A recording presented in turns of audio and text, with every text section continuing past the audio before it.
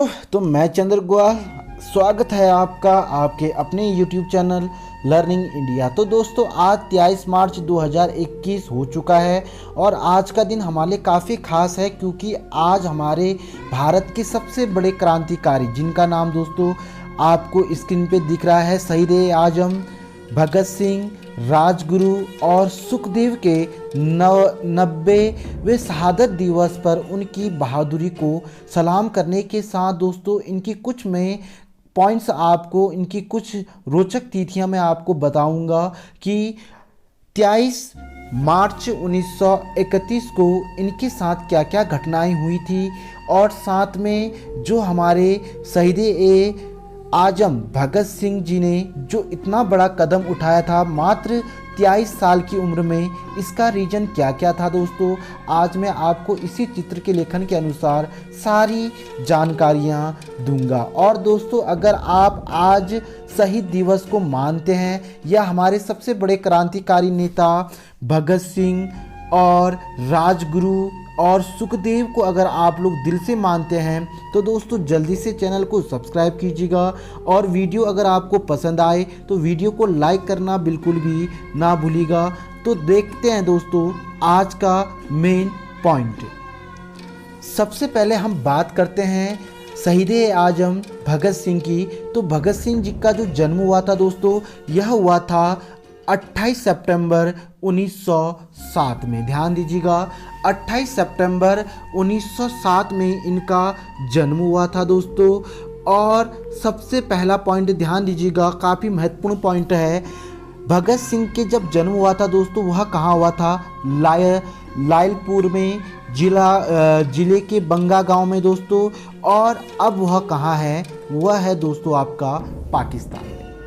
जन्म के समय ध्यान दीजिएगा दोस्तों, जन्म के समय भगत सिंह के पिता और चाचा, ध्यान दीजिएगा जन्म के समय भगत सिंह के पिताजी और चाचा जी कहाँ थे दोस्तों? तो वह थे दोस्तों आपके जेल में। ये काफ़ी एक महत्वपूर्ण यहाँ पे आपको पॉइंट मिलेगा कि जब भगत सिंह जी का जन्म हुआ था दोस्तों तो उनके पापा और चाचा जेल में थे, जहाँ से उनको क्रांतिकारी की एक लॉ पड़ी थी, जहाँ से उन्होंने भारत को आज़ाद करने में अपना पूरा बलिदान और अपनी पूरी जवानी देश की सेवा के लिए दे दी। तो दोस्तों ये एक रोचक बात है। इसके साथ है दोस्तों नेक्स्ट पॉइंट आपका, अगर हम बात करें यहाँ पे भगत सिंह की तो भगत सिंह जी सबसे पहले क्रांतिकारी की उन पे एक सोच वो विचार कहाँ से आई? तो दोस्तों वो है कांड, सबसे बड़ा कांड 1919 का कांड। ध्यान दीजिएगा मैं इसका कुछ कहानी आपको यहाँ पे क्लियर करवा दूँ कि 1919 में भारत में एक अमृतसर जगह है दोस्तों, वहाँ पर एक कांड हुआ था जिसका नाम था जलियांवाला कांड। ध्यान दीजिएगा जिसमें कुछ भारतीयों को अंग्रेजी जनरल डायर ने उन पे बिना गलती के, बिना सोच समझकर उन पर क्या चला दी दोस्तों? गोलियां चला दी, जिसके कारण काफ़ी पूरे भारतवासी इसमें भयभीत रहे। और भयभीत रहने के बाद वहाँ पे एक बालक भी थे जिनका नाम था भगत सिंह। तो इन पे एक क्वेश्चन आया दोस्तों कि यह क्या हुआ? इनके दिमाग में एक पॉइंट आया कि यह क्या हुआ, इन्हें क्यों मारा गया और क्या ऐसा हमारे साथ भी होगा? देखिएगा दोस्तों उस समय भगत सिंह छोटे बच्चे थे और उनके दिमाग में ये पॉइंट सबसे पहले आया कि क्या ऐसा हमारे साथ होगा। तो जब बच्चे के माइंड में जब ये क्वेश्चन आया दोस्तों तो उस समय से उनके दिमाग में और उनके पूरे शरीर में उन्होंने भारत को आज़ाद करने के लिए पूरी अपनी जी जान को एक करने की सोची। देखिएगा दोस्तों अगर मैं ये पॉइंट आपको क्लियर करवाऊँ तो देखिएगा अंग्रेज ने अपने खिलाफ, ये क्या था पॉइंट, पहले पॉइंट को क्लियर कीजिएगा आप लोग। अंग्रेज ने अपने खिलाफ उठ रहे आवाज़ को दबाने के लिए रॉलेट एक्ट पारित कर दिया था। देखिएगा दोस्तों अंग्रेजों ने अपने जो भी भारतीय हमारे जो अंग्रेजों के खिलाफ जो आवाज़ उठा रहे थे तो अंग्रेजों ने क्या कर दिया दोस्तों? एक रॉलेट एक्ट को पारित कर दिया। रॉलेट एक्ट का मतलब था खुद का शासन, यानी कि अंग्रेज जो कानून बनाएगी उसी ही कानून के अंतर्गत सभी को क्या करना पड़ेगा दोस्तों? चलना पड़ेगा। यहाँ पे किसी भी भारतीयों का कोई भी एक जवाबदेही नहीं हो पाएगा। और यह रॉलेट एक्ट के तहत भारतीयों के साथ कोई भी कानून क्या कर दिया जाएगा? थोप दिया जाएगा दोस्तों। लेकिन उस समय भगत सिंह मात्र 12 साल के थे और इन्होंने जालिया बाग का दौरा किया।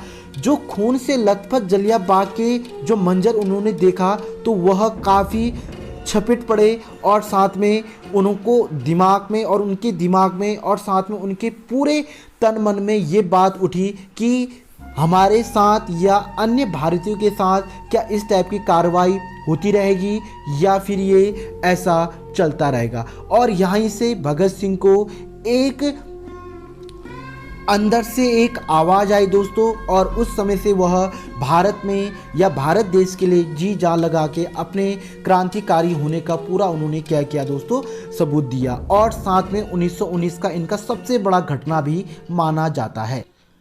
दूसरी घटना है दोस्तों 1928 में। ध्यान दीजिएगा 1928 में यह युद्ध है, हम लाला की मौत का बदला लेंगे।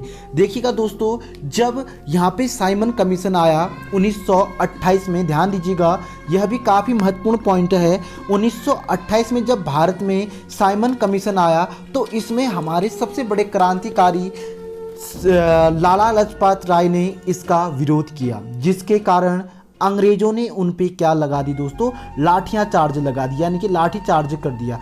जब इन पे लाठी चार्ज किया तो कुछ समय के बाद लाला लाजपत राय की क्या हो गई दोस्तों, मृत्यु हो गई, यानी कि उनकी मृत्यु हुई।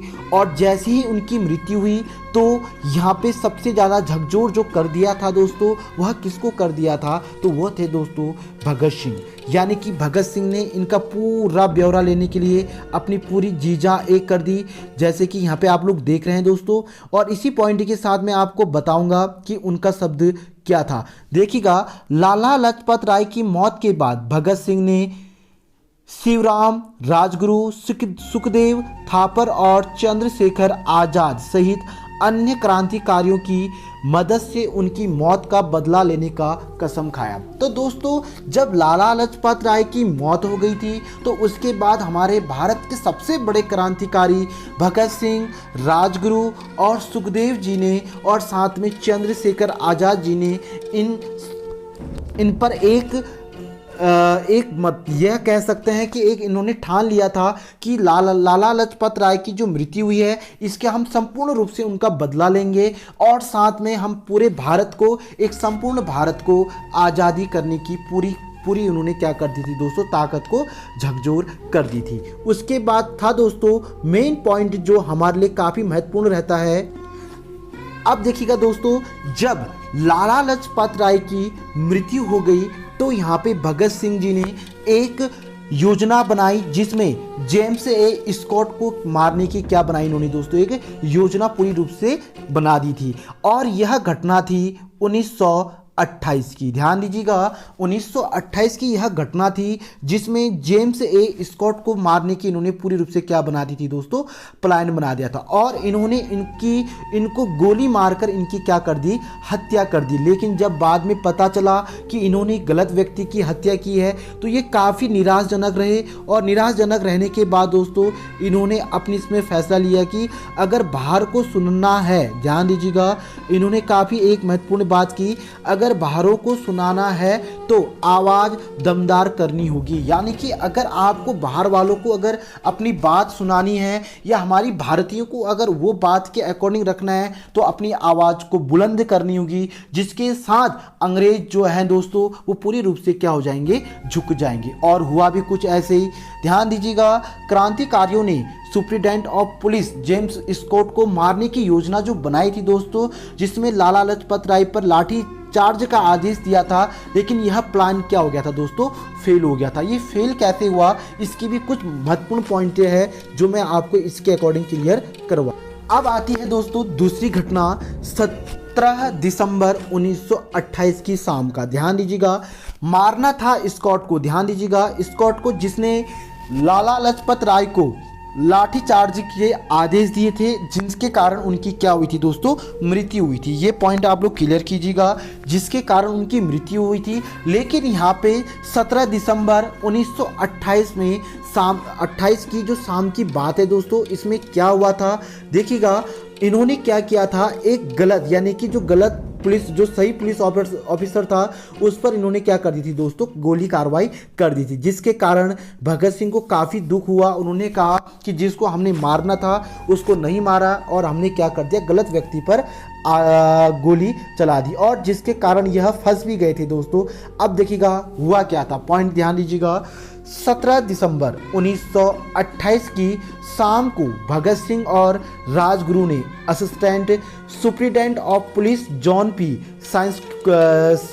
सांस को गोली मारकर उनकी क्या कर दी दोस्तों, हत्या कर दी। जब सांस की जब गोली मारकर हत्या की दोस्तों, तो इसमें इनको पता चला कि हमने मारना स्कॉट को था, बट हमने मारा किसको, जॉन पी को मार दिया। तो इसी के साथ यह इन पर कार्रवाई चली दोस्तों, जिसके कारण आगे पॉइंट में ध्यान दीजिएगा, जिसके कारण अप्रैल 1929 में इनको क्या किया गया दोस्तों, गिरफ्तार कर दिया गया। और जब इन्हें गिरफ्तार किया तो इन्होंने एक नारा दिया दोस्तों, ये नारा काफ़ी फेमस है। आज की जनरेशन या आने वाली कितनी भी भारत की जनरेशन है दोस्तों, वो हमेशा इनके नारा को याद करेगी और इनके बलिदान को और इनकी कुर्बानी को हमेशा आने वाली जितनी भी भारत की पीढ़ियां हैं दोस्तों, वो हमेशा याद करेगी कि इनका नारा क्या था। देखिएगा दोस्तों क्या कहा इन्होंने, नहीं हम यहाँ से भागने वाले नहीं। इन्होंने अंग्रेज़ों को इतना ज़्यादा परेशान कर दिया दोस्तों कि वो बहुत ज़्यादा मजबूर हो चुके थे।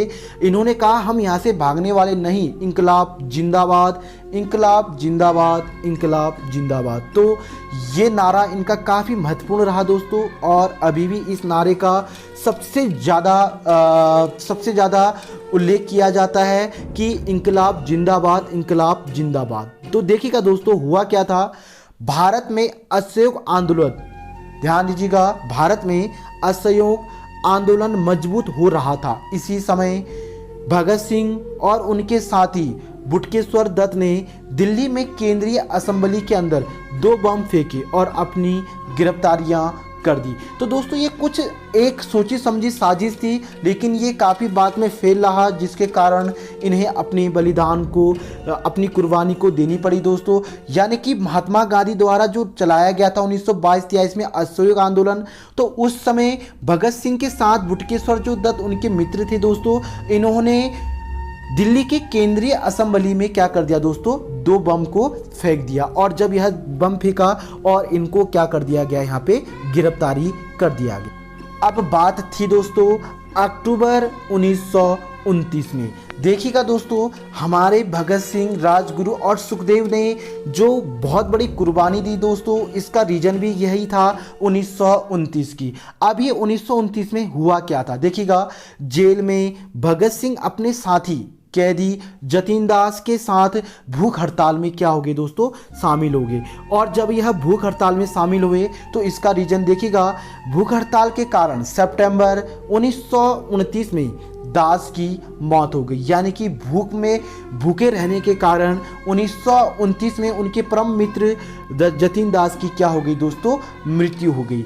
और जब उनकी मौत हो गई तो भगत सिंह की गिरफ्तारी से जॉन सैंडर्स मामले में उनके जुड़े होने की बात सामने में आई, और यही बात उनके गिरफ्तारी साथ में फांसी की जो सज़ा सुनाई गई थी दोस्तों, इसका कारण मेन यही था 1929 की घटना।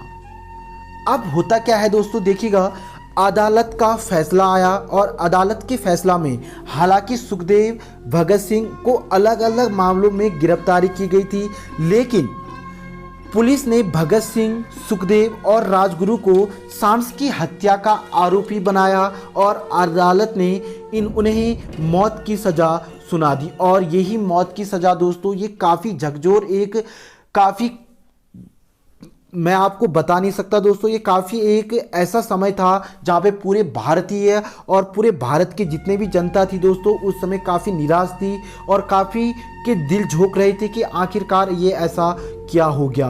क्योंकि दोस्तों मारना की स्टाफ को था, लेकिन यहाँ पे मारा इन्होंने गोली किसको था दोस्तों, सांस को मारा था, जिसके कारण सुखदेव और ये तीनों जो क्रांतिकारी थे दोस्तों, इनको गिरफ्तारी के साथ साथ इनको फांसी की सज़ा में क्या कर दी गई दोस्तों, सुना दी गई।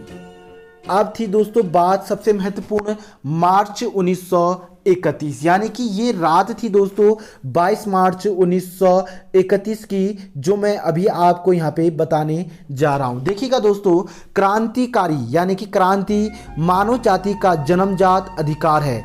आज़ादी प्रत्येक मनुष्य का जन्मसिद्ध अधिकार है। दोस्तों आज़ादी वाक्य में आज हम स्वतंत्र भारत में पैदा हुए दोस्तों, और आज हम बहुत अच्छी तरह से रह रहे हैं भारतवर्ष में, और भारत में हम अपनी स्वतंत्रता का पूरा अधिकार ले रहे हैं दोस्तों। इसका मेन कारण जिन्होंने हमारे देश के लिए बलिदान दिया, भगत सिंह और हमारे चंद्रशेखर आज़ाद जी, या हम बात करें दोस्तों राजगुरु की या फिर सुखदेव की। दोस्तों ऐसे तमाम हमारे काफ़ी क्रांतिकारी आए जिन्होंने हमारे भारत के लिए काफ़ी बलिदान दिया, और आज हम उसी का फल दोस्तों हमको मिल रहा है और हम लोग आज़ादी से रह रहे हैं। तो दोस्तों देखिएगा 23 मार्च के 23 साल के भगत सिंह ने जेल में अपना समय पढ़ने और लिखने में बिताया। देखिएगा दोस्तों, इनके चित्रण को देख के आपको पता चल रहा होगा कि जो 22 मार्च की रात थी दोस्तों, इन्होंने अपनी पूरी रात में अपनी पढ़ाई की,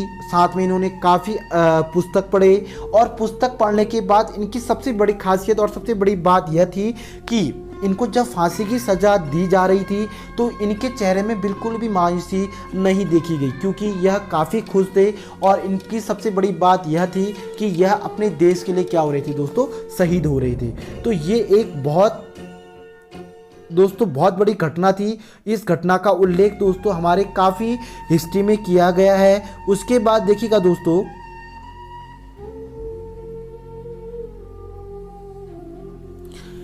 हमारे 3 सबसे बड़े क्रांतिकारी राजगुरु, भगत सिंह और सुखदेव, किसी को कुचल कर भी उसके विचारों को नहीं मारा जा सकता है। दोस्तों ये काफ़ी एक अच्छा थॉट है और काफ़ी अच्छा विचार है दोस्तों।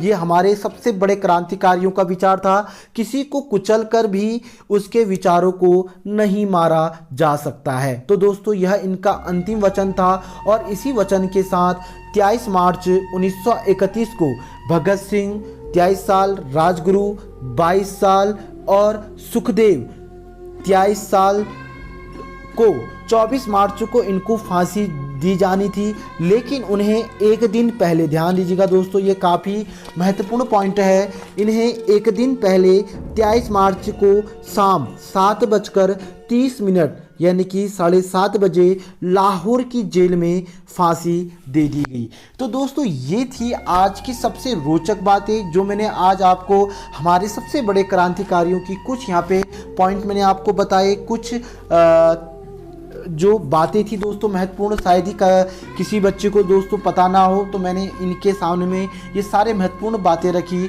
जो आपके आने वाली जितनी भी पीढ़ियां हैं या आने वाले जितने भी लोग हैं दोस्तों, वो हमेशा इन चीज़ों को याद करेंगे। अगर आपको ये वीडियो पसंद आई तो दोस्तों जल्दी से वीडियो को लाइक कीजिएगा, साथ में चैनल को सब्सक्राइब कीजिएगा, ताकि ऐसे ही महत्वपूर्ण पॉइंट मैं आप लोगों के लिए यहाँ पे लाता रहूँ। जय हिंद, जय भारत, जय उत्तराखंड।